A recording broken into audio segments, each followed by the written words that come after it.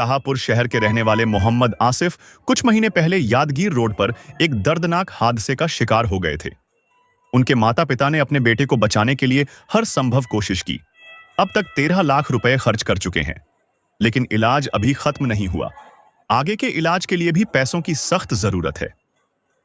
आसिफ के वालिद बशू मियां साहब, जो एक गरीब परिवार से ताल्लुक रखते हैं, अब तक उधार लेकर बेटे के इलाज का खर्च उठा रहे हैं। अब उनके पास कुछ भी नहीं बचा है और आज वे आप सबके सामने एक दर्द भरी अपील लेकर आए हैं। भी दर्शकों से गुजारिश है, मोहम्मद आसिफ के इलाज के लिए आप सबकी मदद बहुत जरूरी है। आप स्क्रीन पर दिए गए QR कोड, फोन पे या गूगल पे के जरिए मदद कर सकते हैं। चाहे तो इन्हें कॉल करके या मिलकर भी मदद कर सकते हैं। आपकी एक छोटी सी मदद एक जिंदगी बचा सकती है। अगर आप आर्थिक मदद नहीं कर पा रहे हैं तो कम से कम इस वीडियो को शेयर कीजिए। शायद आपके शेयर से आसिफ की जिंदगी बच जाए।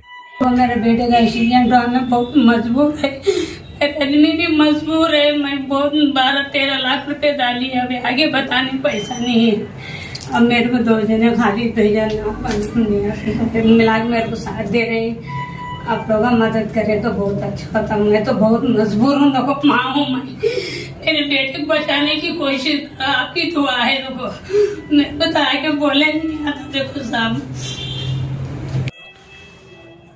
ಆತ್ಮೀಯ ಎಲ್ಲ ವೀಕ್ಷಕರಿಗೆ ಇವತ್ತಿನ ದಿನ ನಾನು ಈ ಒಂದು ಮಾಧ್ಯಮದ ಮುಖಾಂತರ ವಿನಂತಿಸಿಕೊಳ್ಳೋದೇನೆಂದರೆ, ಶಾಹಪುರ ನಗರದಲ್ಲಿರ್ತಕ್ಕಂತಹ ಬಾಷು ಮಿಯಾ ಅವರ ಮಗ ಮೊಹಮ್ಮದ್ ಆಸಿಫ್ ಅಂತಕ್ಕಂಥ ಯುವಕ ಸುಮಾರು 1 ವರ್ಷದ ಹಿಂದ್ಗಡೆ ಆ ಹುಡುಗಂದು ಲಗ್ನ ಕೂಡ ಆಗಿತ್ತು. ಆಕಸ್ಮಿಕವಾಗಿ ಶಾಹಪುರಿಂದ ಕೆಲಸಕ್ಕಾಗಿ ಹೋಗುವಂತಹ ಸಂದರ್ಭದಲ್ಲಿ ಯಾದಗಿರಿ ಹೆದ್ದಾರಿಯಲ್ಲಿ ಅಪಘಾತ ಆಗ್ತದೆ.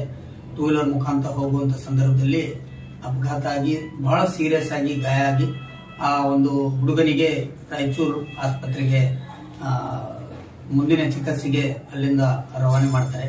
ಅಲ್ಲಿಂದ ಚಿಕಿತ್ಸೆ ಫಲಕಾರಿಯಾಗದೆ ಬೇರೆ ಬೆಂಗಳೂರು ಕೂಡ ಹೋಗ್ತಾರೆ. ಮತ್ತೆ ಅಲ್ಲಿ ದುಡ್ಡಿನ ಎಲ್ಲ ಇವರಲ್ಲಿ ಇರ್ತಕ್ಕಂತಹ ಮನೆ, ತಮ್ಮ ಬಂಗಾರ ಒಡವೆಗಳನ್ನು ಎಲ್ಲ ಒತ್ತಿಟ್ಟು ಅವ್ರು ಏನೇನು ಪ್ರಯತ್ನ ಮಾಡಬೇಕು, ಅವ್ರ ತಂದೆ ತಾಯಿ ಬಡವರು ನನ್ನ ಜೊತೆ ಕೂಡ ಇದ್ದಾರೆ. ಅವರು ತಮ್ಮ ಎಲ್ಲ ಇರ್ತಕ್ಕಂಥ ಇದರಿಂದ ಹುಡುಗನಿಗೆ ಉಳಿಸುವಂತ ಪ್ರಯತ್ನ ಬಹಳಷ್ಟು ಮಾಡಿದ್ದಾರೆ. ಇಲ್ಲಿವರೆಗೆ ಸುಮಾರು ಒಂದು 13 ಲಕ್ಷದ ಅವರು ಇದು ಖರ್ಚು ವೆಚ್ಚ ನೋಡ್ಕೊಂಡು ಬಂದಿದ್ದಾರೆ, ಸಾಲ ಮಾಡಿ ಅದು ಎಲ್ಲ ಮಾಡಿ. ಈಗ ಇನ್ನೂ ಕೂಡ ಆ ಹುಡುಗ ಗುಲ್ಬರ್ಗ ಕಿದ್ವಾಯಿ ಆಸ್ಪತ್ರೆಯಲ್ಲಿ ಆ ಹುಡುಗ ಇನ್ನೂ ಚಿಕಿತ್ಸೆ ಪಡಿತಾ ಇದ್ದಾನೆ.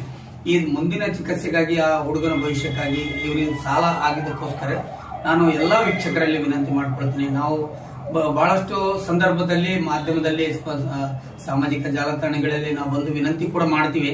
ಈ ಒಂದು ವಿಶೇಷ ಸಂದರ್ಭದಲ್ಲಿ ನನ್ನ ಜೊತೆ ನಮ್ಮ ಮಾಜಿ ನಗರಸಭೆ ಅಧ್ಯಕ್ಷರಾಗಿರ್ತಕ್ಕಂಥ ಹನುಮಂತರಾಯ ಗೌಡರು ಕೂಡ, ಮತ್ತೆ ಅಬ್ದುಲ್ ಖದೀರ್ ಸಾಬ್ ಅತ್ತಾರಿ, ಮತ್ತೆ ಅವರು ತಂದೆ ತಾಯಿಯವರು ಕೂಡ ನನ್ನ ಜೊತೆ ಇದ್ದಾರೆ.